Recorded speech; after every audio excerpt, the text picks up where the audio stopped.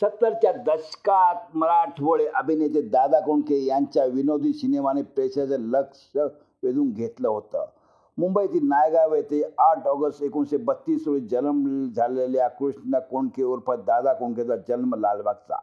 गिरणी कामगाराच्या पोटी शाळकरी वयातच त्यांनी गल्लीतले दादा म्हणून ओळखले जात असे. विच्छा माझी पुरी करा ह्या नाट्यापासून त्यांचा प्रवास चित्रपटसृष्टीकडे सुरू झाला. अभिनेते, निर्माते, दिग्दर्शक आणि इतरही भूमिकांमध्ये दादा कोंडके यांनी काम केलं. त्यांचा पांडू अवदर हा चित्रपट देखील खूप गाजला. दादा कोंडके हे आपल्या विनोदी भूमिका आणि डबल मिनिंग डायलॉगसाठी आजही ओळखले जातात. 9 हिट चित्रपट देऊन गिनीज बुक ऑफ वर्ल्ड रेकॉर्डमध्ये त्यांची नोंद करण्यात आली होती. दादा कोंडके विनोदी कलाकार होते आणि आपल्या संवादात ते बहुतांश वेळा डबल मिनिंगचा वापर करायचे.